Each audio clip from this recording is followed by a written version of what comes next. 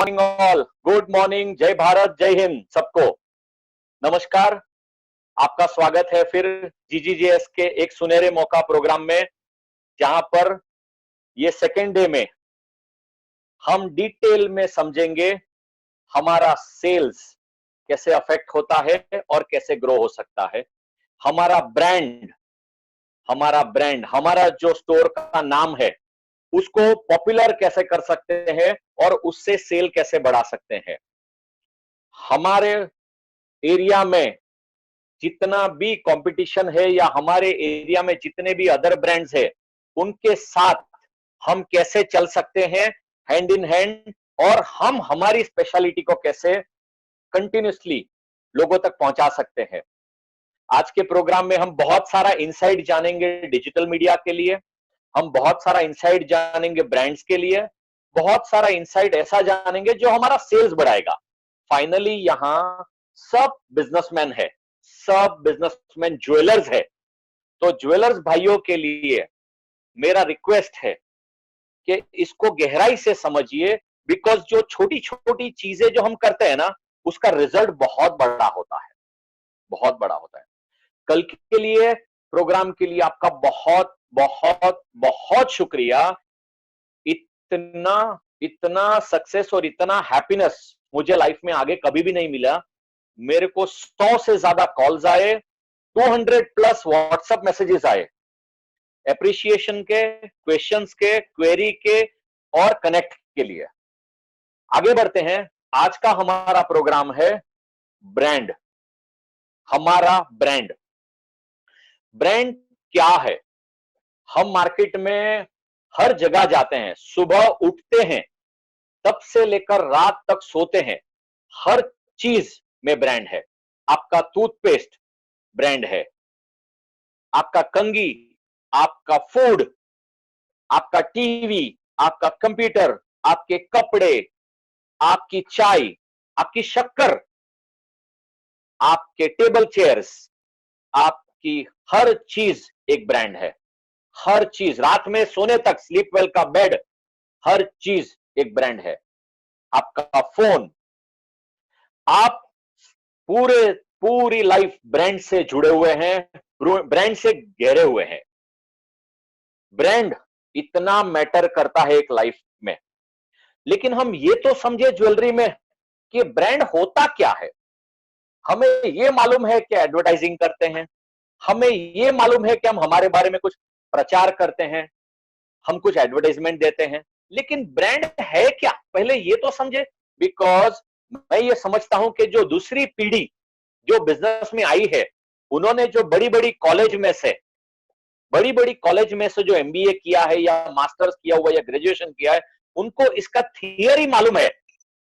Brand का theory दुनिया के एडवर्टाइजिंग के जो भगवान फिलिप कोटलर, बहुत लोगों ने नाम सुना होगा, उन्होंने ब्रांड की परिभाषा बहुत क्लियर बताई है कि ब्रांड एक प्रॉमिस है। It's a basket of promise. एक पूरा बास्केट वचन से भरा हुआ है। आपका ब्रांड आपका प्रॉमिस है। आप किसी को वचन देते हो, ये ब्रांड है। मर्सिडीज का ब्रांड प्रॉमिस क्या है? मोस्ट ऑफ द लोग जो आप में ज्वेलर है वो मर्सिडीज यूज करते हैं। मर्सिडीज का ब्रांड प्रॉमिस क्या है? मर्सिडीज का ब्रांड प्रॉमिस लग्जरी है। आप जब अंदर बैठते हो तो हाथ ऐसे करके, लोगों को ऐसा फोन रख के, ऐसा देख के आप डेफिनेटली लोगों को अपना इंप्रेशन क्रिएट करते हो, जिसको एक ब्रांड का एक पोजीशन दिखाया जा सकता है। आपका एप्पल फोन क्या है? एप्पल फोन का ब्रांड प्रॉमिस क्या है? लोगों की लाइफ एनरिच करता है।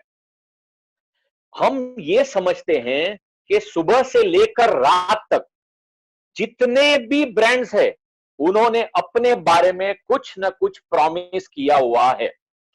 इसमें इतने पर्सनल इंडिविजुअल्स है जो भी खुद एक ब्रांड है। बहुत इंपॉर्टेंट है ये कि आप जब भी कुछ कम्युनिकेट करते हो, आप ब्रांड की जर्नी शुरू करते हो।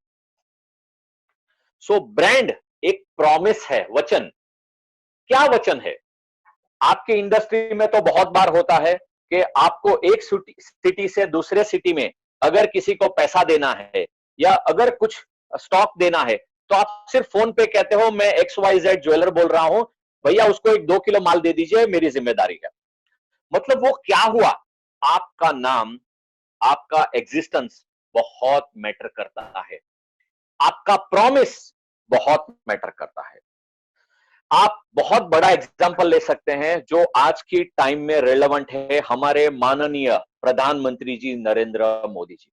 आप सबने उनकी जर्नी बहुत बहुत क्लियरली देखी हुई है कि एक चाय वाले की जर्नी के साथ आज एक prime minister of the country, और ये सब जर्नी में जब वो चीफ मिनिस्टर थे या जब वो उनसे पहले भी जब कोई पॉलिटिक्स में थे, तब लोग उनको आइडेंटिफाई नहीं करते थे, बहुत वेरी फ्यू लोग उनको जानते थे।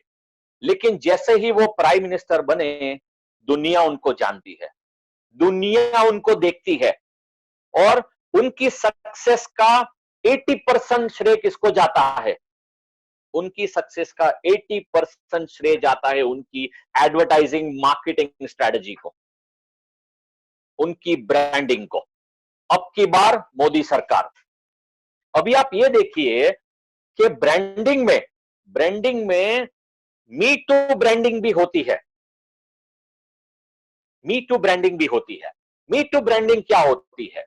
अगर इस बार दूसरी कोई पार्टी ये यूज करे कि अब की बार आम आदमी पार्टी या अब की बार कांग्रेस सरकार या अब की बार कोई और पार्टी, तो वो कॉपी माना जाता है।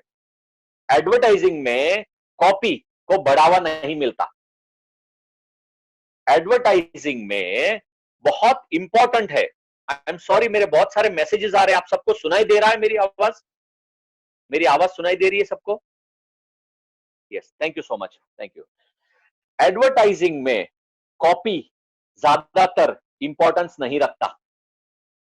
एडवर्टाइजिंग में सबसे ज्यादा इंपॉर्टेंट है आप अपनी इंप्रेशन क्रिएट कीजिए। अगर आपको मालूम है कि कोको कोला का बहुत क्लियर एग्जांपल लीजिए, ठंडा मतलब कोको कोला, ये कैंपेनिंग, ये एडवर्टाइजिंग, ये ब्रांडिंग आई थी नेपाल में से। जब एडवर्टाइजिंग एजेंसी नेपाल गई और उन्होंने उनको स्टडी किया, जैसे हम कहते हैं हमारे शोरूम में या हमारे घर में कोई मेहमान आता है, तो हम क्या कहते हैं हमारे ऑफिस बॉय से या पियून बॉय से, जा एक ठंडा लेके आ इनके लिए। तो उसको मालूम है कि बॉस के लिए क्या ठंडा लाना है। वो ऑरेंज जूस समझता, मैंगो जूस समझता, या कोको कोला समझता, या पेप्सी समझता। वैसे ही जब आप नेपाल जाओगे, नेपाल में ऐसा है कि नेपाल में चीजो दीनी कहते हैं। नेपाली में एक ठंडा दो मतलब चीजो दीनी। अगर आप शोरूम में कोई कोल्ड ड्रिंक के स्टोर पे गए और आपने कहा चीजो दीनी, उसका मतलब वो कोक रखेगा। अगर वो पेप्सी रखता है, अगर वो थम्स अप रहता है, तो वो चीजो दीनी नहीं है, वो कोल्ड ड्रिंक पेप्सी है। सो कोको कोला, ठंडा मतलब कोको कोला बनने के लिए बहुत टाइम लगा उनको लोगों के माइंड में बिठाने के लिए, और उनके लिए वो ब्रांड प्रॉमिस निभाना एक बहुत बड़ी बात थी। आज की तारीख में थोड़े ही साल पीछे चले जाइए, इंडिया का सबसे बड़ा डायमंड ब्रांड कौन सा था? इंडिया का सबसे बड़ा डायमंड ब्रांड कौन सा था? सबको मालूम है, गीतांजलि। उनके सब कैटेगरीज, उनके ब्रांड्स लोगों के दिमाग में बैठ गए थे, इतना दिमाग में बैठ गए थे कि लोग क्रेजी हो गए थे। डायमंड को 1 रुपए का 5 रुपए में बिकता है, 1 रुपए का 10 रुपए में बिकता है, पॉसिबल था, क्योंकि उसका ब्रांड परसेप्शन, उसका ब्रांड परसिवियरेंस इतना क्लियर था कि उन्होंने इस चीज को इतना बड़ा बनाया, इतना बड़ा बनाया। ब्रांड कैसे डूबता है वो जर्नी हम अभी डिस्कस नहीं करेंगे, क्योंकि ये सेशन हमारा प्योरली ब्रांड का है। लेकिन मैंने अपने 15-16 साल के जर्नी में जो गीतांजलि को एडमायर किया है, जिस तरह से वो उभरता हुआ ब्रांड आया, इट वॉज अमेजिंग। एक और चीज आपको नोट करा दूं, ज्वेलरी में, प्रोडक्ट में, ज्वेलरी में, प्रोडक्ट में आपका आपका जो प्रोडक्ट रहेगा वो रिंग रहेगा, चेन रहेगा, ब्रेसलेट रहेगा, बैंगल्स रहेगा, नेकलेस। प्रोडक्ट ब्रांडिंग कभी भी नहीं होगी, अब तक तो नहीं हुई है। कंपनी ब्रांडिंग हो सकता, प्रोडक्ट ब्रांडिंग नहीं होगी। बिकॉज जब आप एक वॉच पहनते हो, या आप एक शर्ट पहनते हो, या आप एक जूता पहनते हो, उसका नाम, उसका लोगो उस ब्रांड को रिप्रेजेंट कर देता है। आपने गले में कौन से ब्रांड की चेन पहनी है, पीसी ज्वेलर की है, तनिष्क की है, कल्याण की है, या लोकल ज्वेलर की है, वो कभी भी डिस्क्राइब नहीं हो पाएगा। इसीलिए ज्वेलर्स ऑलवेज कोशिश करते हैं कि अपने बिजनेस को ब्रांड बना पाए। बहुत सारे ऐसे ज्वेलरी स्टोर्स मैंने देखे हुए हैं जहां पर लोग ब्रांड का बॉक्स मंगाते हैं। बहुत सारे ब्रांड्स ऐसे देखे हैं मैंने, जैसे ओरो बैंगल्स एक ब्रांड था, ईटान एक ब्रांड है, सॉरी ओरो बैंगल्स एक ब्रांड है, ईटान बैंगल्स एक ब्रांड है, फिर डायमंड्स में कोई एक ब्रांड है, कृष्णा एक ब्रांड है। बहुत सारे ऐसे ब्रांड है, जैसे पृथ्वी डायमंड्स एक ब्रांड है। बहुत सारे लोग इस ब्रांड का बॉक्स मंगाते हैं, इसका पहला स्टॉक मंगाते हैं। इसका माल जैसे ही बिक जाता है, रिप्लेनिश में लोकल कारीगर से माल लेके उस बॉक्स में रखते हैं और उसको ब्रांड की तरह रिप्रेजेंट करते हैं। मैंने बहुत जगह देखा हुआ है। इसीलिए बिकॉज उस प्रोडक्ट पे वो ब्रांड रिप्रेजेंट नहीं करता है, वही फायदा हुआ है। लेकिन उनके नुकसान भी बहुत है, मैं लेटर डिस्कस करूंगा उनका। मेरी पहली चीज है, प्लीज अपने प्रॉमिस, अपने वचन को डिफाइन कीजिए। मेरे ज्वेलर भाई, इंडिया में ब्रांड की समझ 1% से भी कम है, 1% से भी कम है। ज्वेलर भाइयों को ब्रांड क्या है वो समझा ही नहीं है, समझा ही नहीं है। एडवर्टाइजिंग में इसके बाद आता हूं मैं कुछ ब्रांड्स के नाम लूंगा, उस ब्रांड का प्रॉमिस क्या है, थोड़ा सोचिए, समझिए और जानिए। वॉल्वो एक ब्रांड है, वॉल्वो। वॉल्वो क्या प्रॉमिस करता है? इट्स द सेफेस्ट कार, सबसे सेफ कार वॉल्वो है। फरारी क्या प्रॉमिस करता है? स्पीड, फरारी स्पीड प्रॉमिस करता है। टिफनी, कितने लोगों ने टिफनी के बारे में सुना है? टिफनीज, आपको मालूम है आपका 1 कैरेट का जो हीरा आपके पास रिंग में जो आप पहनते हो, उसकी कीमत, अच्छे से अच्छी क्वालिटी की कीमत, आप लोग 8 लाख से 15 लाख के बीच में 1 कैरेट का हीरा रिंग में आप बेचते हो। If I am not mistaken, अगर मेरे पास ये इंफॉर्मेशन है तो टिफनीज यही हीरा 20 लाख से शुरू करता है। और वो कैसे बेच पाता है इसको, किस तरह बेच पाता है? बिकॉज ये हीरा कह के नहीं बेचता है, ये बेचता है ब्रांड से। स्टेटमेंट मेकिंग थिंग, स्टेटमेंट, अपना रुतबा, अपनी एटीट्यूड।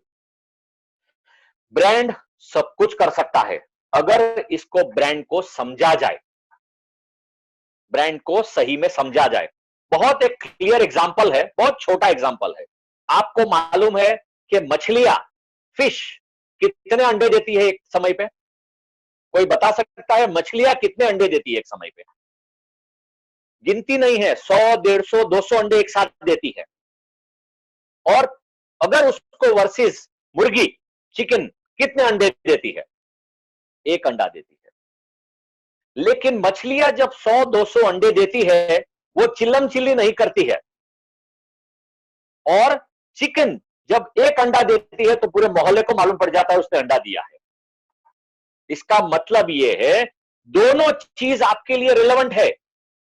आप मास ज्वेलर हो या आप निश प्रीमियम लग्जरी ज्वेलर हो, आपका जो सेक्टर, जो चिल्लम चिल्ली का जो सिस्टम होना चाहिए, वो हम आगे इससे समझेंगे। अभी हम आते हैं ब्रांड का जो पहला वर्टिकल, जिसके नीचे हम आते हैं, जिसको एडवर्टाइजिंग कहते हैं। एडवर्टाइजिंग कहते हैं। What is advertising? एडवर्टाइजिंग के 4 पहलू है, 4 फेज है। पहला है स्ट्रेटजी। मैं फिर चलता हूं महाभारत की ओर। आई एम श्योर वो रिलेवेंट, बिकॉज मेरे लिए महाभारत सबसे अच्छा स्ट्रेटजी मैनेजमेंट किताब है मेरे लिए, जिनसे मैंने अपनी जिंदगी में बहुत सीखा है। शकुनी मामा को याद कीजिए आप लोग। शकुनी मामा लड़ाई से पहले अपने कक्ष में अपने सारे भांजों के साथ अपनी स्ट्रेटेजी, जिसको रणनीति कहते हैं, वो तैयार करते हैं। और रणनीति में कौन किसके साथ लड़ेगा, कौन किसको घेरेगा और कहां आक्रमण करेगा, वो बहुत क्लियर होना चाहिए। स्ट्रेटेजी बहुत बड़ा रोल प्ले करती है। स्ट्रेटेजी पहली चीज है, आपने अपने ब्रांड का ब्रांड प्रॉमिस, उसकी स्ट्रेटेजी क्लियर कर लेनी है कि मेरे ब्रांड प्रॉमिस का स्ट्रेटेजी क्या है। बहुत सारे ज्वेलर भाई मैंने ऐसे देखे हैं जो ये कहते हैं हम तो साल में 2 बार एडवर्टाइजिंग करते हैं। वो 2 बार एडवर्टाइजिंग में हम दिवाली पे करते हैं, हम अक्षय तृतीया पे करते हैं। और हम क्या करते हैं कि हम हमारे क्रिएटिव वाले लोगों को बुलाते हैं। We call our creative agency at the time of Diwali and at the time of Akshaya Tritiya. और हम क्या करते हैं, हम कहते हैं एक अच्छा सा ऐड बना के दे, अच्छा ऐड बना के दे जो मेरे नाम को सूट करे, मेरे ब्रांड को सूट करे, और दुकान खोलने से पहले बाहर राशन की जैसे लाइन लगती है वैसे लाइन लग जाए। अब वो बंदा क्या करता है, उसको स्ट्रेटजी नहीं मालूम, उसको सिर्फ क्रिएटिव मालूम है, बिकॉज वो क्रिएटिव एजेंसी है। 99% ज्वेलर का ये एक्सपीरियंस रहता है जो मैंने अपने 15-16 साल के तजुर्बे में देखा हुआ है। अब वो क्या करता है, घर जाता है, अपने 2-3 बंदे लोग को बुलाता है और गूगल में जाके एडवर्टाइजिंग सर्च मारता है और अच्छे ब्रांड्स के 10-20 एडवर्टाइजिंग निकाल के अपने स्क्रीन बोर्ड पे रखता है। Excuse me. अब वो क्या करता है, उसमें से आपका लोगो बड़ा सा लगा देता है, एक अच्छा एडवर्टाइजिंग का इमेज मॉडल का लगा देता है या प्रोडक्ट का लगा देता है जो आपको पसंद आए। उसमें कस्टमर आए ना आए नहीं मालूम है मुझे, लेकिन आपको पसंद आए वैसा क्रिएटिव कलर लगा के आपके पास आ जाता है कि सर आप बताइए इसमें लिखना क्या है। बिकॉज इस बंदे को एडवर्टाइजिंग का स्ट्रेटजी मालूम ही नहीं है। वो आपसे पूछता है भैया बताइए इसमें हम डिस्काउंट लगा देंगे, हम इसमें प्राइस लगा देंगे, हम इसमें ऑफर लगा देंगे, हम इसमें क्वालिटी लगा देंगे, हम इसमें क्या लगाएंगे। और इसी का कारण है कि बहुत सारे ज्वेलरों ने एडवर्टाइजिंग में इतना पैसा वेस्ट किया है, इतना पैसा वेस्ट हुआ है आप लोग का जिसका कोई अंदाजा नहीं है। और मैंने 100 से ज्यादा ज्वेलरों को सुना है, जब उनको मैं मिलता हूं 100 से ज्यादा ज्वेलर ये कहते हैं भैया आप एडवर्टाइजिंग में कुछ रहा नहीं है, हमने ऐड भी लगा दिया, पेपर ऐड भी कर दिया, होर्डिंग भी लगा दिया, ये लगा दिया, वो लगा दिया, अब एडवर्टाइजिंग फालतू है, अभी हम बैठेंगे आराम से और कस्टमर आते जाएगा। कस्टमर आएगा कहां से? कस्टमर जो आपको जानता ही नहीं वो आपके पास कैसे आएगा? उसको कहां से मालूम पड़ेगा कि आपके पास 5 नए डिजाइन के पीस आए हुए हैं? उसको कैसे मालूम पड़ेगा कि आपकी जो सर्विस है वो सबसे बेस्ट है? उसको कैसे मालूम पड़ेगा कि प्राइस फैक्टर या डिजाइन फैक्टर में आप माहिर हो? एडवर्टाइजिंग के 4 पहलू में पहला पहलू है स्ट्रेटजी, सेकंड पहलू है कंटेंट। कंटेंट कहानी, आपने स्ट्रेटजी डिसाइड कर ली, लेकिन उसका दूसरा पहलू है कंटेंट यानी कम्युनिकेशन। दूसरा पहलू है कंटेंट। अगर सही हो, अगर आपने कह दिया कि मैं विश्वास मेरा ऑफरिंग है, मैं 3 पीढ़ियों से 150-200 साल से ज्वेलरी में हूं, और अगर विश्वास मेरा ऑफरिंग है तो आप कह सकते हैं 100 साल से पीढ़ियों का विश्वास। मतलब ऐसा कुछ कंटेंट तैयार कर सकते हैं जिससे आपका कस्टमर, उसकी दादी आपके पास खरीदने आती थी, उसकी बहू आपसे खरीदने आती थी, लेकिन जब यंग जनरेशन आ रहा है वो कहता है दादी हम तो ब्रांड में जाएंगे, आप लोकल ज्वेलर के पास मत जाइए, बिकॉज उनके पास शायद डिजाइन नहीं मिल सकती है। डिजाइन नहीं मिल सकती है ऐसा नहीं है, डिजाइन बहुत सारी होती है, लेकिन आपका जो कनेक्ट है पीढ़ियों से, वो कनेक्ट कहीं ना कहीं छूट गया है। प्लस आप जब अपना शोरूम अपने गांव से निकलकर कोई दूसरे शहर में या दूसरे गांव में जाते हो, दूसरे शहर में, तब वहां की लेगेसी को कैसे कंटेंट के थ्रू निभाते हो, वो बहुत इंपॉर्टेंट है, बहुत इंपॉर्टेंट है। बिकॉज आप समझते हो कि 200 किलोमीटर दूर या 250 किलोमीटर दूर अगर मैं चले जाऊं, वहां मेरे पास ऑलरेडी कस्टमर आते थे सालों से, और मैं अपना शोरूम वहां चालू करूं तो वहां से शायद अपने पास 50, 100, 150, 200, 500 कस्टमर आते थे या 1000 कस्टमर आते थे। लेकिन अब जब मैं दूसरे एरिया में जा रहा हूं, वहां ऑलरेडी पीढ़ियां बैठी हुई है जो बड़े बड़े ज्वेलर हैं। आज आपका मुकाबला उनके साथ है। Excuse me. बहुत इंपॉर्टेंट है आप अपना कंटेंट कैसे ले जाते हो, स्ट्रेटेजी कैसी होनी चाहिए। मैं थोड़ा रिवर्स आता हूं क्योंकि यहां बहुत सारे मैसेजेस हो रहे हैं, उसमें स्ट्रेटेजी जानना है। स्ट्रेटेजी यह है कि आप पहले अपने आप से सवाल कीजिए, आप अपने शोरूम में अपने स्टाफ से बैठ के सवाल कीजिए, आप अपने परिवार में बैठ के सब मिलके सवाल कीजिए, आप अपने दोस्त के साथ बैठ के सवाल कीजिए, आप अपने 50-100 कंज्यूमर लॉयल कस्टमर को फोन करके सवाल कीजिए कि आप मेरे शोरूम में क्यों आते हो, मेरी क्या स्पेशलिटी है, हमारी क्या स्पेशलिटी है जिसकी वजह से कस्टमर हमारे शोरूम में आता है और सालों से आ रहा है और आज भी कंटिन्यूअसली आ रहा है। कोई कहेगा विश्वास से आ रहा है, कोई कहेगा प्राइस की वजह से आ रहा है, कोई कहेगा बहुत डिजाइन है, कस्टमर थक जाता, स्टॉक खत्म नहीं होता, कोई कहता है आपके पास अच्छा रिलेशनशिप है, बहुत अच्छा रिलेशनशिप है, एक टच है। सो बहुत सारी कहानियां हो सकती है, लेकिन क्या कहानी आप पे सूट करती है, क्या कहानी आप पे सूट करती है। अगर मैं ये कहूं कि हम सब पेरिस के लिए टूर बनाएं, तो पेरिस में पहली चीज आप क्या देखने जाओगे, पेरिस में ऐसा क्या है जो हम देखने जाएंगे। सबको लोग आईफिल टावर ही बोलेंगे, बिकॉज सबने लंबा सा देखा हुआ है। अगर मैं कहूं हम लोग सब अमेरिका घूमने जाएंगे, प्लीज कोरोना मत बोलिए, हम लोग अगर अमेरिका घूमने जाएंगे, लोग कहेंगे हम लास वेगस देखेंगे या डिज्नीलैंड देखेंगे या स्टेच्यू ऑफ लिबर्टी देखेंगे, ये सब नाइग्रा फॉल्स देखेंगे, वेरी गुड। सो ये सब अपने में खुद एक ब्रांड है। जैसे हैदराबाद का हुसैन सागर लेक या चार मीनार या इंडिया का इंडिया गेट। मैं ये कहता हूं आप अपने लिए स्ट्रेटेजी में ब्रांड स्टोरी पहले फिक्स कर लीजिए।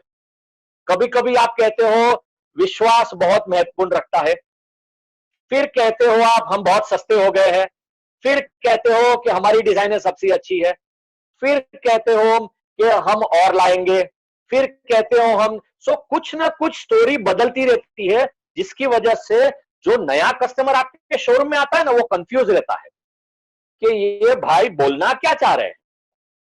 सो पहली चीज है स्ट्रेटजी, दूसरी चीज है कंटेंट यानी कम्युनिकेशन, तीसरी चीज है इसका क्रिएटिव तैयार करना, क्रिएटिव तैयार करना, क्रिएटिव बहुत इंपॉर्टेंट है, क्रिएटिव तैयार करना। मैं as a consultant Tanishq brand को बहुत एडमायर करता हूं, उनकी सारी एडवर्टाइजमेंट टीवी कमर्शियल्स को बहुत एडमायर करता हूं। उनकी हर एक एड मेरे दिमाग में इतनी बैठ जाती है और इतना प्यार से उसको एडमायर करता हूं जिसका कोई अंदाजा नहीं है। आप अगर गूगल में एड टाइप्स करेंगे ना, आप 1000 एड देख सकते हैं। सो तीसरी चीज है आपका क्रिएटिव तैयार करना, बहुत इंपॉर्टेंट है। आपकी क्रिएटिव एजेंसी को यह समझ में आना कि इस ज्वेलर को अगर मैं पॉपुलर बनाना है तो मैं कैसा क्रिएटिव बनाऊं, कैसी डिजाइन बनाऊं, मैं कॉपी ना करके इनके लिए कुछ नया ऐसा बनूं। अमूल एक कंपनी है जिसको मैं इतना एडमायर करता हूं, फैंटास्टिक एडवर्टाइजमेंट करती है, फैंटास्टिक एडवर्टाइजमेंट। जेट ब्लू भी एक है जिनका क्रिएटिव स्ट्रेटजी बहुत अच्छा है, बहुत अच्छा है, क्योंकि वो समझते हैं कि वो ब्रांड का कम्युनिकेशन क्या होना चाहिए। चौथी चीज है जिसमें मैक्सिमम लोग फ्रस्ट्रेट होते हैं, गिव अप कर देते हैं, बहुत ज्यादा चैलेंजिंग रहता है इज इंप्लीमेंटेशन। सबसे ज्यादा चैलेंजेस इंप्लीमेंटेशन है।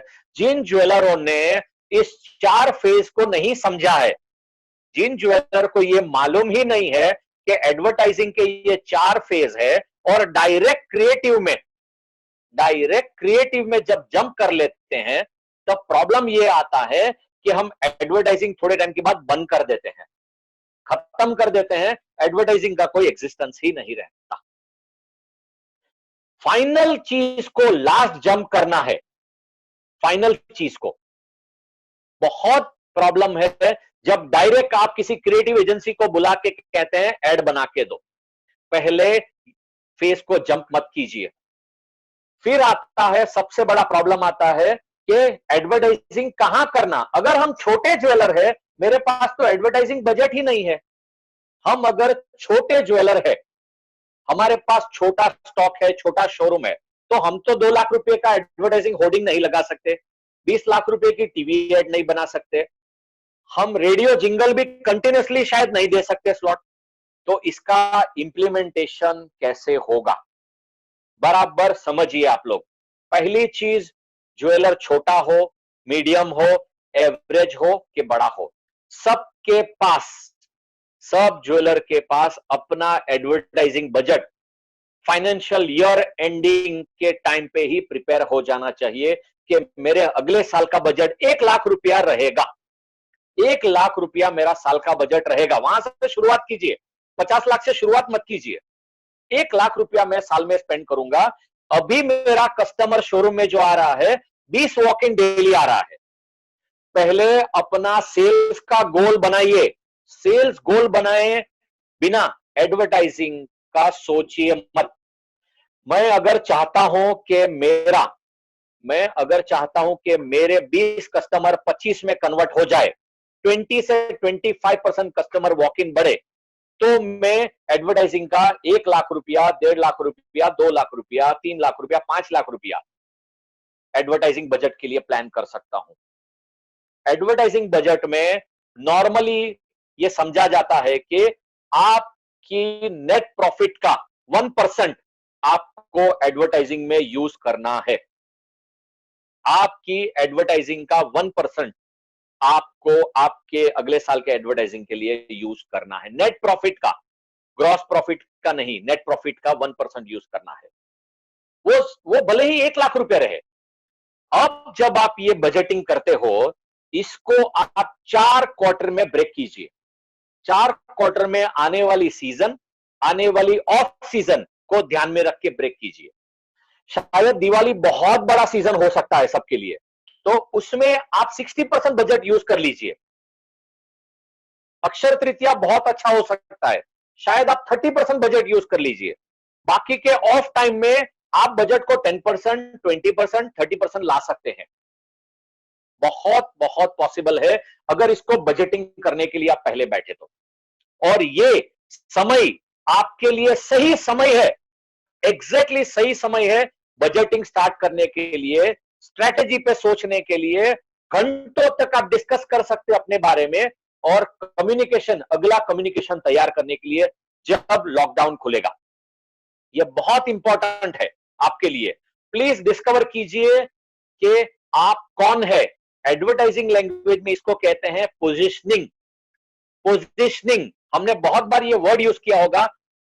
एडवर्टाइजिंग लैंग्वेज में आप कौन है वो कहते हैं पोजिशनिंग। मतलब मैं ज्वेलर हूं जो विश्वास के लिए हूं, मैं ज्वेलर हूं जो डिजाइन के लिए हूं। मतलब आप अपने आप को डिफाइन कीजिए, जिसको कहते हैं पोजिशनिंग।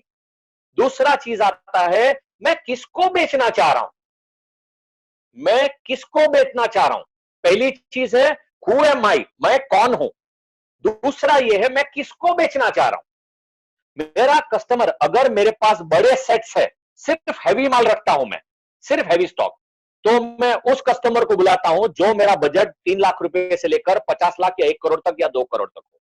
अगर मैं सिर्फ 10 ग्राम से नीचे की चीज रखता हूं, तो मैं एक मास कंज्यूमर हूं जो 1 ग्राम, 2 ग्राम, 3 ग्राम के कस्टमर को डिफाइन करना चाह रहा हूं। अगर मैं डिस्काउंट प्लेयर हूं, तो मैं इस तरह हु एम आई, एंड दूसरी चीज है वाई बाय मी, मुझे लोग क्यों खरीदना है, मैं ऐसा क्या करूंगा जिससे लोग मुझे खरीदेंगे, मेरी ज्वेलरी को खरीदेंगे, मेरा सेगमेंट कौन होगा। ये दो चीज बहुत जरूरत है।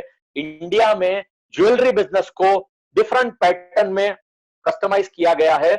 बड़े ब्रांड्स है जैसे Tanishq, Reliance, multi stores, Malabar, PC jewellers, TBZ, Joyalukkas, बहुत सारे ऐसे ब्रांड्स हैं। फिर आता है कस्टमाइज बुटीक, जो अपॉइंटमेंट पे कस्टमर को बुलाते हैं, बाहर बोर्ड नहीं लगाते हैं, सिर्फ एग्जीबिशन करते हैं। Excuse me.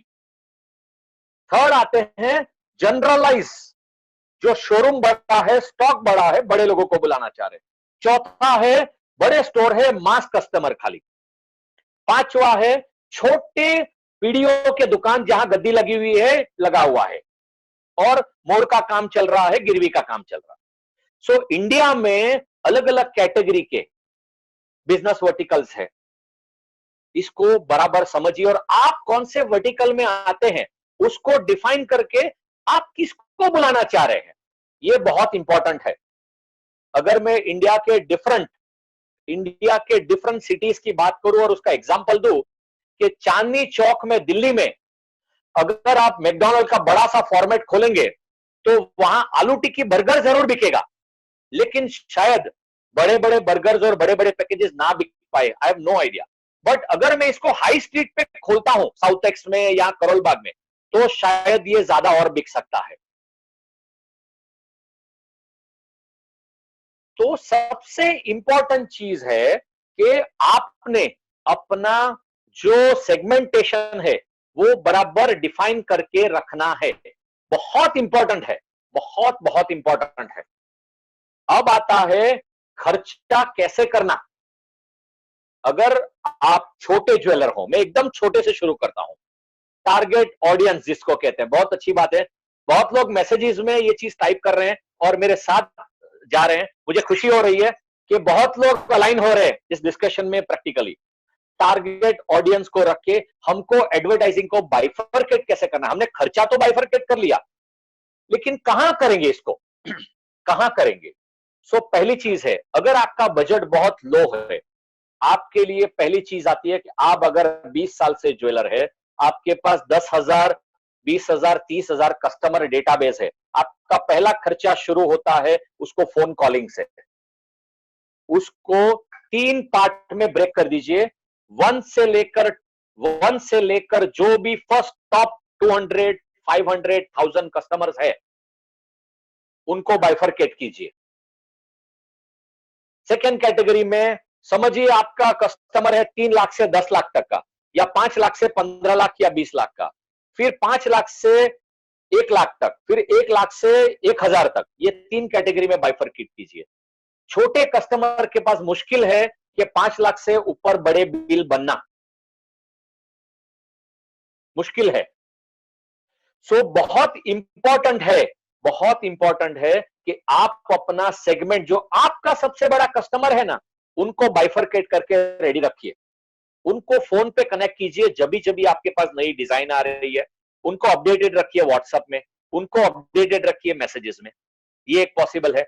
दूसरा, आप एक स्पेशल दिन या 3 स्पेशल दिन को रेडियो स्लॉट में बाइफरकेट कर सकते हैं, ये भी पॉसिबल है। तीसरा, आप छोटे बिलबोर्ड्स उनकी सोसाइटी के अतरफ में लगवा सकते हैं, जो लो कॉस्ट होता है। चौथा है, आप फ्लायर्स, लीफलेट उनकी सोसाइटी में करवा सकते हैं, या आप न्यूज़पेपर में डलवा सकते हैं। सो पहले इंपॉर्टेंट चीज है छोटे ज्वेलर के लिए। मीडियम ज्वेलर के पास ये है जिनका बजट 10 लाख रुपया है, जिनका बजट 10 लाख रुपया है, वो बजट में आप एक होर्डिंग अच्छे प्राइम लोकेशन पे लगवा सकते हैं। दूसरा, आप पर्सनल एग्जीबिशन भी कर सकते हैं अपने कस्टमर के लिए, साल में 2 बार एग्जीबिशन कर सकते हैं, 3 बार एग्जीबिशन कर सकते हैं नए कलेक्शन के तरफ में। चौथी चीज मोस्ट इंपॉर्टेंट चीज है एडवर्टाइजिंग में। आप लोगों के लिए मोस्ट इंपॉर्टेंट चीज है एडवर्टाइजिंग में, इज आप अपने न्यूज़पेपर एड को, आप अपने जो हेवी टीवी कमर्शियल को प्रॉपर बाइफरकेट करके रखिए। अगर आपके पास बजट है अगर आपके पास बजट है तो ही इन मीडिया में जाइए, बिकॉज ये मीडिया में बहुत पैसा सक होता है, बहुत पैसा सक होता है। अगर आपके पास साल का 20 लाख 25 लाख से ज्यादा बजट है और आपके बड़े एडवर्टाइजिंग न्यूज़पेपर महंगे हैं, तो ही आप इनको यूज कीजिए। या तो फिर आपके जो लोकेलिटी में लोकल न्यूज़पेपर है ना, उसमें आप यूज कीजिए, जहां एक क्वार्टर पेज एड या तो 12x20 का एड 5,000 का हो, 7,000 का हो, 10,000 का हो, तब आप इसको यूज कर सकते हैं। पेपर एड का इंपॉर्टेंस भी समझिए, बिकॉज हर मीडिया का एक इंपॉर्टेंस है। होर्डिंग का इंपॉर्टेंस क्या है, मैं अगर आपको एग्जांपल दूं कि आप अगर ड्राइव करके अपनी फैमिली के साथ एक सिटी से दूसरा सिटी जा रहे हैं, अभी तो आप गूगल मैप लगा रहे हो, लेकिन पहले के दिनों में आप वो होर्डिंग देखते थे, उसका डायरेक्शन देखते थे कि अहमदाबाद से अगर गांधीनगर जाना है तो कितना किलोमीटर है और कहां पर उसका डायरेक्शन है। उसी तरह होर्डिंग आपका इंफॉर्मेटिव एड है। Hoarding is an informative ad. लोग 5 सेकेंड 10 सेकेंड से ज्यादा स्पेंड नहीं करते हैं। दूसरी बात, आपके एरिया में अगर आप होर्डिंग लगाओगे, उसमें लोग अच्छा टाइम स्पेंड करते हैं, बिकॉज वो अपने बच्चे को स्कूल छोड़ने जाता है, दूध लेने जाता है, ऑटो रिक्शा में लेडीज निकलती है। बहुत सारे ऐसे हैं जो एड्स को डेली एडमायर करते हैं, डेली एडमायर करते हैं, और उनको देखने का एक मजा अलग होता है। न्यूज़पेपर एड क्या होता है, आप सुबह चाय की कप या कॉफी लेके बिस्किट के साथ पूरा न्यूज़पेपर पढ़ते हो। अब न्यूज़पेपर का थोड़ा साइकोलॉजिकल इफेक्ट समझिए।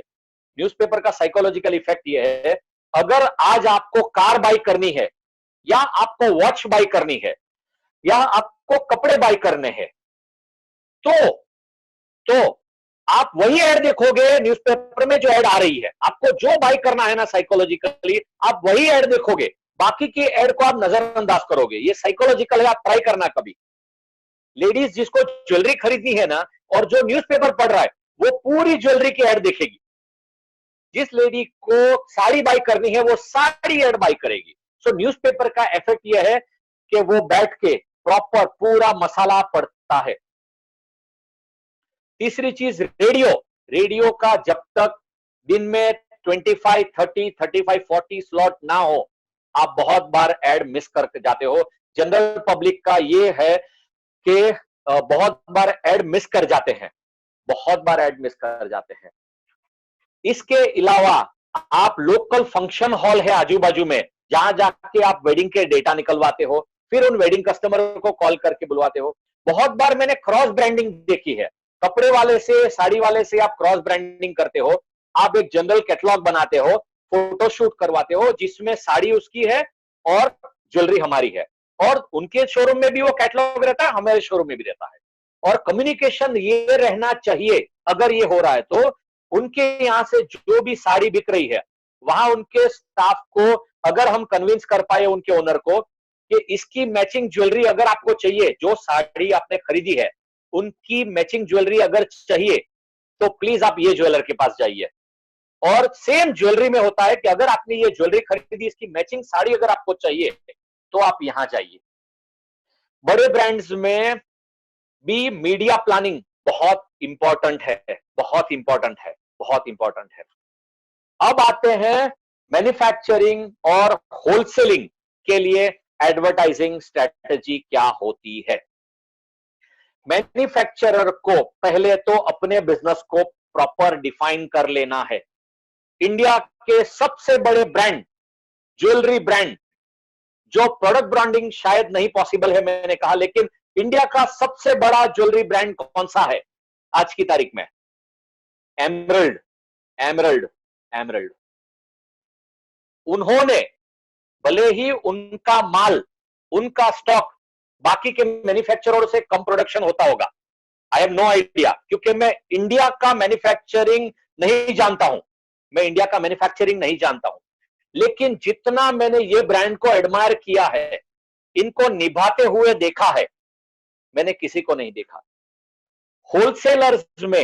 होलसेलर्स में मैन्युफैक्चरिंग में पहले तो अपने प्रोडक्ट को प्रॉपर डिफाइन कीजिए। दूसरी चीज है, आप किस शोरूम पे माल बेचना चाह रहे हैं? आप मास के लिए है या आप निश के लिए है? ये समझना बहुत जरूरी है, बहुत जरूरी है। आप मास के लिए है कि आप निश के लिए है, ये समझना बहुत जरूरी है। मास के लिए अगर है तो मास के लिए ऐसी क्या यूनिकनेस है आप में? आप अगर एक चेन ही बनाते हो तो आप क्या बोलोगे अपने बारे में?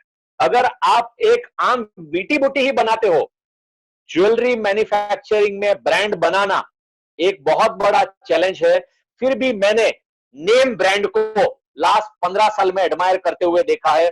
जैसे ट्राइडेंट कलेक्शन कह सकता है, स्वर्ण शिल्प कह सकते हैं, आप श्रृंगार कह सकते हैं, आप आई एम सॉरी, मैं बहुत बड़े, बहुत ऐसे ब्रांड है, बहुत ऐसे ब्रांड है जो मैंने एडमायर किए हैं।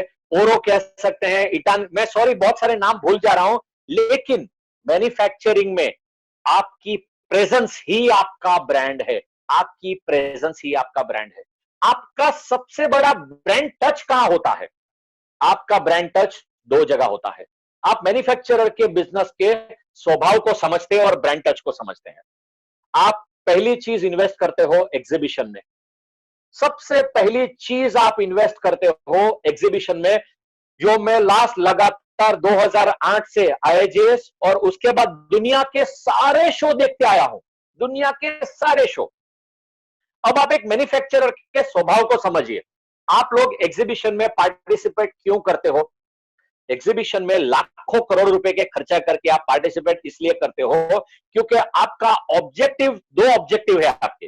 पहला ऑब्जेक्टिव है आपको नया कस्टमर मिले, दूसरा ऑब्जेक्टिव है आपके ब्रांड को, आपके प्रोडक्ट को, आपका कस्टमर जो आपको जानता ही नहीं, इंडिया के किस कोने से आया है, वो आपको आइडेंटिफाई करे, आपको आइडेंटिफाई करे। दुनिया भर के रिटेलर, दुनिया भर के रिटेलर शोरूम में आते हैं और हम इस एक्सपेक्टेशन से बैठते हैं कि हमारे ब्रांड को लोग जानेंगे, हमारे स्टॉक स्टॉक को लोग जानेंगे, हमको लोग जानेंगे, हमको लोग जानेंगे। बहुत बड़ी बात है ये। लेकिन 90% ऑफ द ज्वेलर्स मैन्युफैक्चरर ये बस मिस कर जाते हैं, ये बस मिस कर जाते हैं और अपने ब्रांड को कस्टमर के आगे अगेंस्ट रख ही नहीं पाते। मैंने बहुत सारे एग्जीबिशंस में, स्पेशली हमारे कल्चर में, इंडियन कल्चर में ये देखा हुआ है कि एग्जीबिशंस में जब हम जाते हैं, हम हमारा स्टॉल लगाते हैं, हम हमारा इमेज लगाते हैं, हमारा प्रोडक्ट लगाते हैं, हमारा फोटो लगाते हैं, डिजाइन लगाते हैं, लेकिन उसके बाद जब मॉर्निंग चालू होने के बाद पहले 2 घंटे में अगर कोई कस्टमर हमारे काउंटर में नहीं आया, जी ये 90% लोगों की हाल है। 10% को कोई प्रॉब्लम नहीं है जो ऑलरेडी बड़े ब्रांड बन चुके हैं। 90% लोगों का ये प्रॉब्लम है कि खाखरा, थेपला, आचार, चिवड़ा, ऊंधिया ये सब निकाल के 4-5 स्टॉल वाले को जमा करके हम कुछ डिस्कशन में लग जाते हैं। हमारा जो कस्टमर के साथ जो कम्युनिकेशन होना चाहिए ना, वो हम हमारे स्टाफ के भरोसे छोड़ देते हैं। दूसरी बात, हम अभी रियलाइज कर रहे हैं लास्ट 2-3 साल में, जब हमने ये गलतियां की है, हम हमारे काउंटर में खड़े रहते हैं और पर्सनली कस्टमर को कनेक्ट करने की कोशिश कर रहे हैं, जब वो कस्टमर तो ऑलरेडी किसी ब्रांड से जुड़ चुका है, छूट चुका है, मौका नहीं गया है। लेकिन फिर भी ये गलती हुई है जिसकी वजह से बहुत सारे ऐसे बड़े बड़े ज्वेलर कंज्यूमर है जो छोटे ब्रांड में, छोटे होलसेलरों के पास, छोटे मैन्युफैक्चरर के पास अंदर एंट्री ही नहीं ले पाए, अंदर एंट्री आए ही नहीं। ये सबसे बड़ा प्रॉब्लम हुआ है।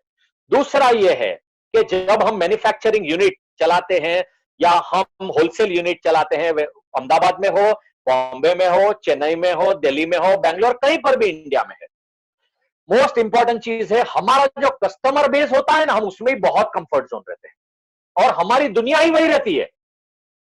हम कस्टमर बढ़ाने में बिलीव ही नहीं करते हैं। उसका मतलब यह है कि हमारे नाम को फैलाने में हम बिलीव ही नहीं करते। एग्जीबिशन में भी जब हम जाते हैं ना, तो हम उसी कस्टमर को फोन करते हैं और अगर हम 20-30 किलो माल लेके गए हैं तो आधा माल तो उसको ही सिलेक्शन करवा देते हैं और संतोष हो जाता है कि इस बंदे ने अपना, चलो अपना काम हो गया एग्जीबिशन का। वो कस्टमर तो वैसे भी आपके ऑफिस में आके माल लेने ही वाला था। होलसेलर मैन्युफैक्चरर के लिए एक थंब रूल है, एक थंब रूल है, या तो अपने प्रोडक्ट का इंपॉर्टेंस अपने सेगमेंट में, अपने स्पेसिफिक सेगमेंट में पहुंचकर प्रॉपरली अपनी पॉलिसी से, अपनी स्ट्रेटजी से पहुंचिए। माल आपका है, डिजाइन आपका है, स्टॉक आपका है, ओनर आप है। मार्केट कैसे डिसाइड करेगा कि आपको क्रेडिट मिलेगा, कैश मिलेगा, डिजाइन? आप ओनर है, आप डिसीजन मेकर है, मैं बेचूंगा क्रेडिट में या कैश में। मुझे बहुत अच्छी तरह याद है जब हमने एक बॉम्बे के मैन्युफैक्चरर के साथ कंसल्टिंग किया था 2011 में। उन दिनों में वो प्रोडक्ट का ऐसा था, उन्होंने हमको कहा कि शबीर भाई हमारा 20 से 25 किलो का सेल है, मैं नाम नहीं लूंगा बिकॉज मैं इस चीज का डेटा और नाम शेयर नहीं करना चाहूंगा। हमारा छोटा मोटा बिजनेस 20-25 किलो का हो रहा है, लेकिन हमारा आदमी डब्बा लेके जाता है यहां से अलग अलग सिटी में, जो हमारे 25-50 क्लाइंट है, माल रख के आता है, आगे का उधारी लेके आता है और पीछे का उधारी पूरा कंप्लीट करता है। ये हमारा साइकिल है। इसकी वजह से हमारा कैश फ्लो में प्रॉब्लम आता है, क्योंकि वो उधार देके आता है, 500 ग्राम लेके आता है, 2 किलो उधार देके आता है, तो हमें जो मेटल वापस चाहिए फैक्ट्री में वो हम कर ही नहीं पाते। ये बहुत बड़ा प्रॉब्लम है। हमने इसके साथ करीब 8 महीना काम किया। जब इसको रियलाइज हुआ कि मेरा प्रोडक्ट यूनिक है या मैं इसमें और यूनिकनेस डाल सकता हूं जो मार्केट से 1 स्टेप आगे हो, मैं अपने में एक यूनिकनेस डाल सकता हूं जिससे मैं मार्केट से 1 स्टेप, मैं वो डिजाइन बनाऊं, मैं वो क्यूसी करूं, मैं उस टाइप का अपना पोजिशनिंग करूं कि लोग मेरे में वैल्यू देखें। उस मैन्युफैक्चरर को हमने 8 महीने में 20 किलो से 60 केजी पे लेके गए और 1 ग्राम क्रेडिट नहीं, एडवांस मेटल पे 100% एडवांस मेटल पे काम किया उसने, 100% एडवांस मेटल। और यही रीजन है कि उन्होंने अपने में बिलीव किया। पहली चीज, हम क्या हो रहे हैं कि हम इतने सारे होलसेलर और मैन्युफैक्चरर हो गए हैं, हमने क्या हुआ, हम इतने कंफर्टेबल है डब्बा ले जाके ज्वेलरी दुकान की शोरूम में जाके, इतने कंफर्टेबल है और वहां बैठ जाते हैं, साहब ले लियो 2 महीना 25 पैसा आप जो साहब आप रख लो, बस मैं आ जाऊंगा, जब मेरा दूसरा जन्म हो जाएगा मैं लेने आ जाऊंगा पैसा। आप लोग होलसेलरों को प्लीज मेरी रिक्वेस्ट है, अपने बिजनेस को रीडिफाइन कीजिए। आप ही वो फर्स्ट स्टार्टिंग पॉइंट हो जहां से जर्नी स्टार्ट होती है। ज्वेलरी में गोल्ड, फाइन, बुलियन आपको क्रेडिट पे नहीं आता है, क्रेडिट पे नहीं आता है। क्रेडिट पे बेचने का ये जर्नी और ज्यादा ज्यादा प्रॉफिट कमाने का या ज्यादा सिस्टम बनाने का वो आपके हाथ में है। आपका कॉल है, मैं ओनर नहीं हूं, मैं सजेस्ट कर सकता हूं। लेकिन आपके ब्रांड को अगर ब्रांड से बनाना है तो ब्यूटीफुल एग्जांपल है ट्राइडेंट कॉर्पोरेशन, ब्यूटीफुल एग्जांपल है जिन्होंने, मैं कोई पर्सनल ये नहीं कर रहा हूं, उन्होंने मंगलसूत्र के वर्टिकल में इतने बड़े गेम चेंजर बने उन्होंने, जो मैं एडमायर करते आया हूं, ब्यूटीफुल एडमायर करते आया हूं। माफी चाहता हूं अगर बाकी के लोगों का नाम नहीं ले पाया, लेकिन मैं सिर्फ एग्जांपल दे रहा हूं, मैं किसी का प्रमोशन नहीं कर रहा हूं, प्लीज इसको समझिए आप। मेरा मैन्युफैक्चरर के लिए ये क्लियर ये है कि प्लीज इसको समझिए और इसको आगे ले जाइए। मैंने अपनी लाइफ में 2 किताब से इतना सीखा हुआ है, इतना सीखा हुआ है। मेरे 2 बड़े लर्निंग रहे। एक किताब का नाम है डिफरेंशिएट और डाई, अलग करो या मर जाओ, या तो अलग करके दिखाओ या मर जाओ, डिफरेंशिएट और डाई। और दूसरी किताब है ब्लू ओशन स्ट्रेटजी। पहली किताब जो है डिफरेंशिएट और डाई, वो रिटेलर लोगों के लिए है, प्रॉपर रिटेलर लोगों के लिए है।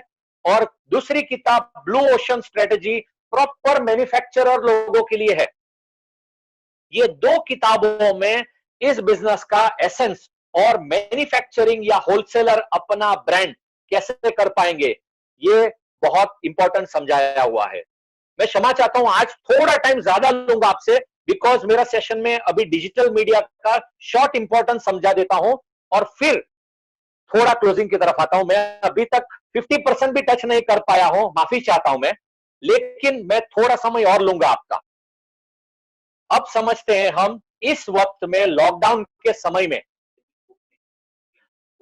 मैं बुक नेम रिपीट करता हूं, किन्होंने पूछा है, डिफरेंशिएट और डाई, जो रिटेल के लिए है और मैन्युफैक्चरर के लिए है ब्लू ओशन स्ट्रेटजी। ये दो किताब अलग अलग किताब है। अब आते हैं डिजिटल मीडिया की तरफ। बराबर है। डिजिटल मीडिया में, ज्वेलरी इंडस्ट्री में 99% लोगों ने इसको समझा ही नहीं है। डिजिटल मीडिया होता क्या है? आप ये देखिए कि जब आपने नया नया फेसबुक डाउनलोड किया, इस लॉकडाउन के पीरियड में सबसे अच्छा अपॉर्चुनिटी आपका डिजिटल मीडिया है, सबसे अच्छा अपॉर्चुनिटी है, लेकिन इसको सही उपयोग कीजिए। डिजिटल मीडिया में जब आपने फेसबुक नया नया डाउनलोड किया, तो फेसबुक ने आपने अपने स्कूल के बचपन के दोस्त को ढूंढा, आप अपने मित्र को, पुराने मित्र को ढूंढ पाए, आप रीयूनियन कर पाए, आप अपने ज्वेलर भाइयों को कनेक्ट कर पाए दुनिया के हर जगह में। उसका मतलब ये था कि ये platform is a community building platform. जब मैं ये कम्युनिटी कहता हूं ना, ये रिलीजन नहीं है। कम्युनिटी मतलब लाइक माइंडेड पीपल। आप और हम एक ही सोच के लोग हैं। एग्जाम्पल देता हूं, अगर एक मर्सिडीज का एड किसी ने किया, आपने लाइक किया, दूसरे ने लाइक किया, तीसरे ने लाइक किया, मैंने भी लाइक किया, हम सबने लाइक किया, मतलब हम सब एक ही सोच वाले लोग हैं। हम सबकी सोच एक टाइप की है।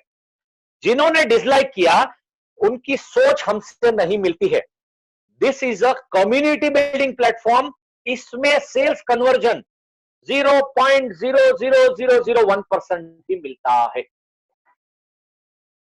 तो इसको अगर आप बजट में ऐड करते हो, तो आपके एडवर्टाइजिंग बजट का लास्ट स्टेप ये रखना, बिकॉज यहां से आपको ब्रांड स्ट्रेटेजी का परसिवियरेंस, पहचान मिलेगी, लेकिन सेल मिलना श्योर नहीं है। सेल मिलना श्योर नहीं है। बहुत सारे ऐसे रिटेल ज्वेलर मैंने देखे अपने इतने साल के करियर में, कि कहते हैं शबीर भाई हम 50,000 1 लाख रुपया महीने का फेसबुक वालों को देते हैं, यूट्यूब वालों को देते हैं, इनको देते हैं, हमें 25-25 हजार लाइक मिलती है, हमारे वीडियो को सब्सक्राइब मिलते हैं, लेकिन कस्टमर दो भी नहीं आता हमारे पास। इसको हमने लाइव टेस्ट करके देखा था 3 साल पहले महाराष्ट्र के एक ज्वेलर के पास।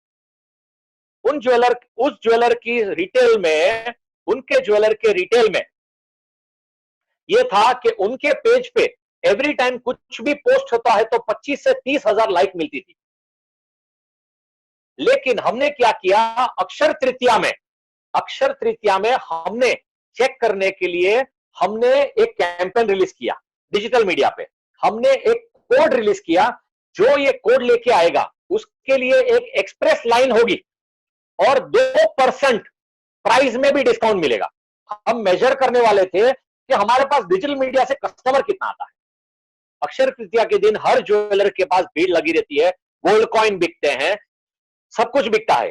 गोल्ड कॉइन पर डिस्काउंट भी नहीं दे सकते हम, लेकिन हमने ये टेस्ट एंड ट्रायल के लिए दिया।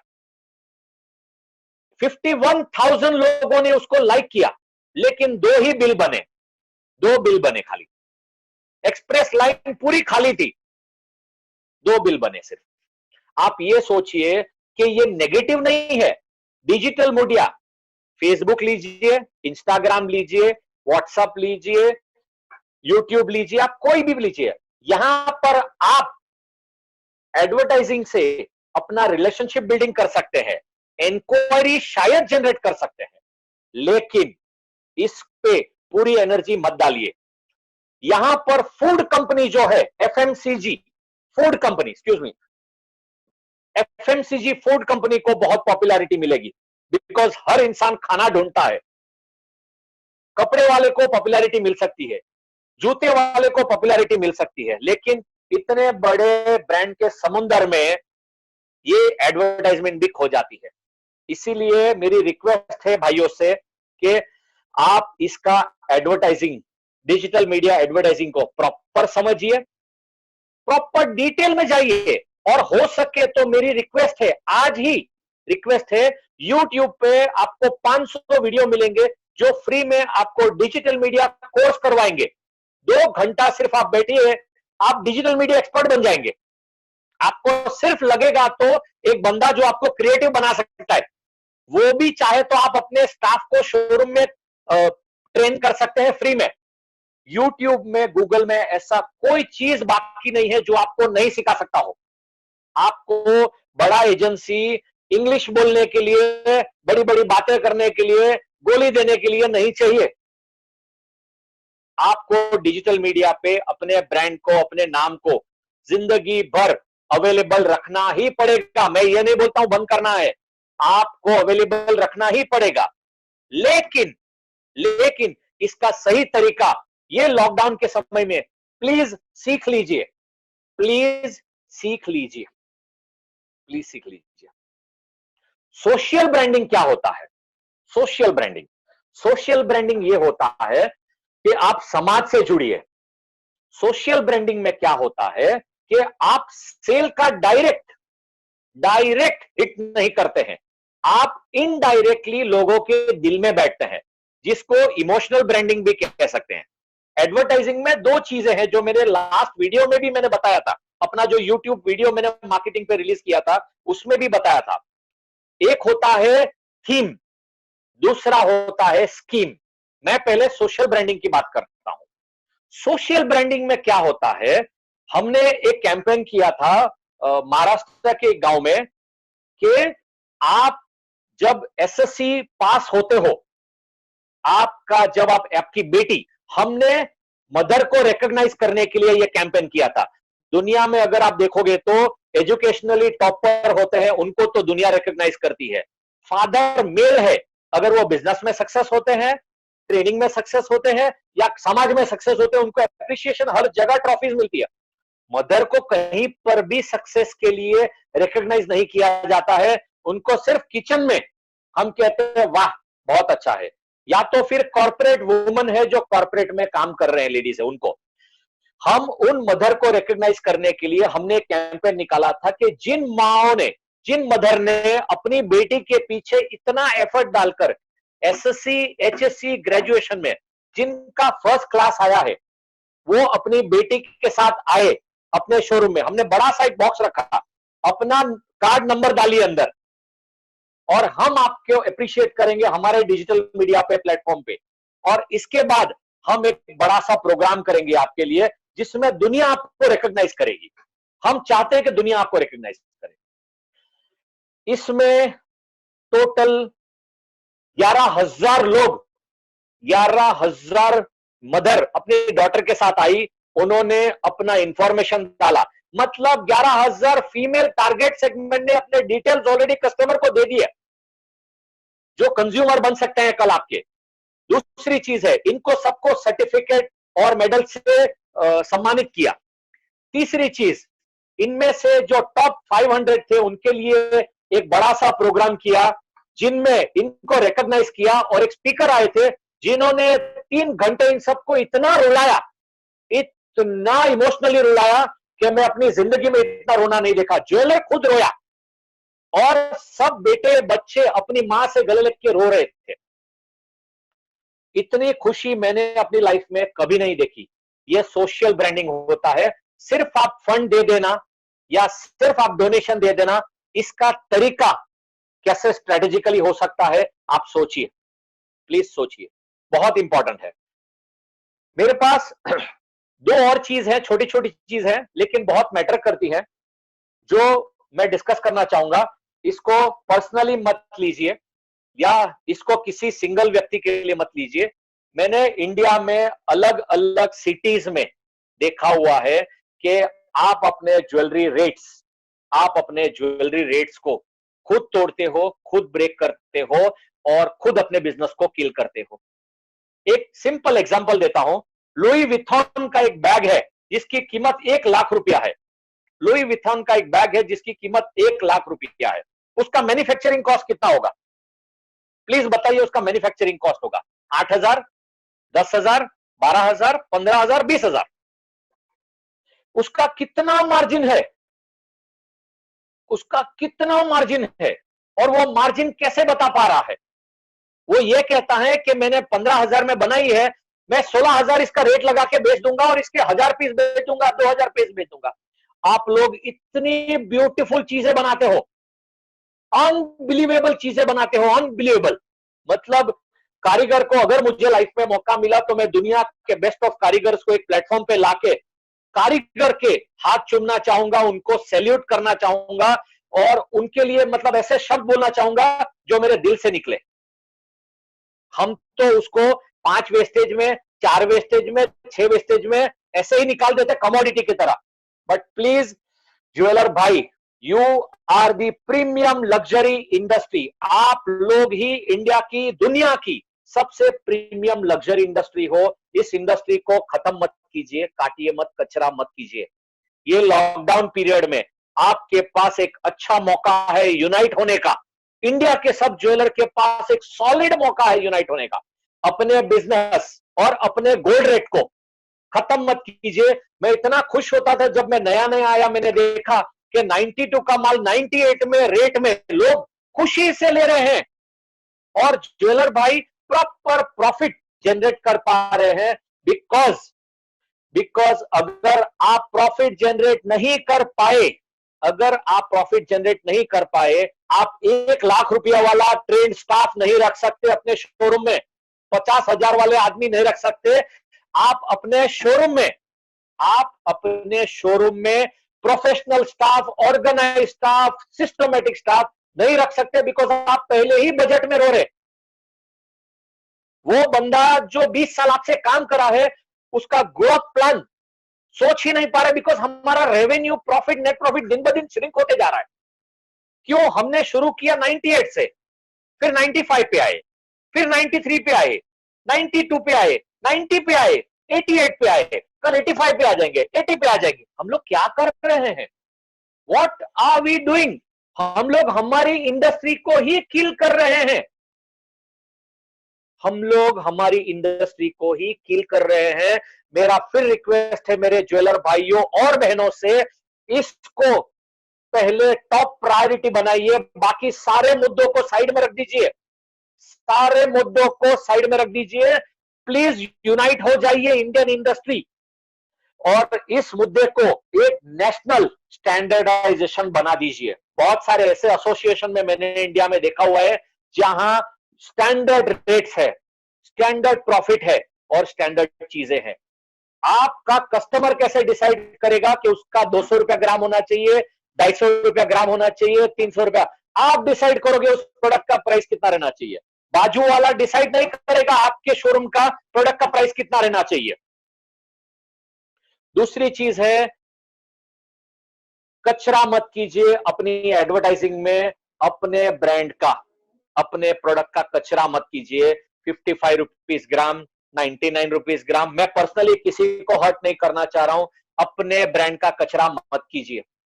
अपने ब्रांड का वैल्यू लोगों के दिमाग में बढ़ाइए। जब आप एक एप्पल फोन लेने जाते हो, जब आप सिम कार्ड डालते हो, आपका फील कैसा है? आप एक मर्सिडीज लेते हो, मर्सिडीज का कॉस्ट कितना होगा, प्रोडक्शन कॉस्ट कितना होगा, प्रॉफिट मार्जिन कितना होगा, आप लोग का फील कैसा होता है? आपका कंज्यूमर वो फील करना है, फील करना है। आप लोग कमोडिटी नहीं बेच रहे हो, प्लीज इसको कमोडिटी से निकलकर बाहर आ जाइए। अपनी इंडस्ट्री में इसको फील दीजिए। आप जब इमोशन, जज्बात से अपना प्रोडक्ट बेचोगे, आप 10 गुना पैसे नेट प्रॉफिट बनाओगे, 10 गुना। मैं गारंटी देता हूं, गारंटी देता हूं, जिस ज्वेलर ने अपना ब्रांड, अपना नाम इमोशन से जोड़ के बढ़ाया है, वो 10 गुना पैसे बनाएगा और अपने स्टाफ को जीरो से लेकर हीरो तक लेके जाएगा, जो जिंदगी भर आपको छोड़ के नहीं जाएगा, जिंदगी भर छोड़ के नहीं जाएगा। प्लीज इसको समझिए। आप वेल डिसाइड कर सकते हैं कि आप इसको कैसे करें। बहुत सारे ऐसे सवाल आते हैं कि जब हम एडवर्टाइजिंग, फोटोग्राफी करते हैं, हम मॉडल कैसे सिलेक्ट करें, हम कितना पैसा शूट में सिलेक्ट करें, और ये बहुत सारी चीजें हैं जिनको एड्रेस करना शायद इंपॉर्टेंट है, लेकिन मेरे लिए समय की मारामारी है। मेरा समय ऑलरेडी ऑफ हो चुका है। मैं कोशिश करूंगा अगर मैं कल के सेशन में या परसों के सेशन में इसको एड्रेस कर पाऊं, थोड़ा समय बचे तो। सो मुझे बहुत अच्छा लगा, थैंक यू वेरी मच। मैं बहुत खुश हूं, बहुत खुश हूं कि आप लोगों ने इस चीज को पॉजिटिव लिया। और इस चीज में सहयोग दिया। ज्वेलर भाइयों, मैं एक बहुत अच्छी स्टेटमेंट, सुपर पॉजिटिव स्टेटमेंट जो आप लोग के लिए कहूंगा। आज की तारीख में पूरी कार एजेंसी, पूरी रियल एस्टेट एजेंसी, पूरी कंपनीज सब बंद है। उनका खर्चा कैसे निकलता होगा? दुनिया की सारी मैन्युफैक्चरिंग कंपनी बंद है, उनका खर्चा कैसे निकलता होगा? प्लीज बताइए। वो पैसे कैसे कमाते होंगे? प्लीज बताइए। सिर्फ एक ही इंडस्ट्री है, ज्वेलरी इंडस्ट्री, जो दुकान बंद है फिर भी किलो पे 4 लाख रुपया हम कमाए। दुकान तो बंद है लेकिन 4 लाख रुपया मार्जिन कमा लिया हमने। इससे अच्छा क्या हो सकता है? इससे अच्छा क्या? कल के सेशन में मैं बताऊंगा कि आप as a team player, owner as a team player, owner as a team player कैसे अपनी टीम को जिता सकते हैं। और मेरे पास जितने भी सवाल आपके आ रहे हैं, मैं प्रॉमिस करता हूं कि आने वाले जितने भी सेशन बाकी है उसमें सारे एड्रेस करूंगा, मैं सारे जवाब एड्रेस करूंगा। मेरा नंबर है, प्लीज नोट कर लीजिए, मेरा नंबर है 9959559903। Shabir Vasaya, Acme consulting Hyderabad. मैं फिर रिपीट करता हूं, 9959559903। शबीर वसाया, हैदराबाद। मैंने अगर किसी ब्रांड के लिए कुछ अगर मिस इंटरप्रेट किया है या गलती से कोई ऐसा एग्जाम्पल जो गलत होता रिलेवेंट में, क्षमा कीजिए। जय भारत, जय हिंद। कल फिर मिलेंगे। Thank you very much.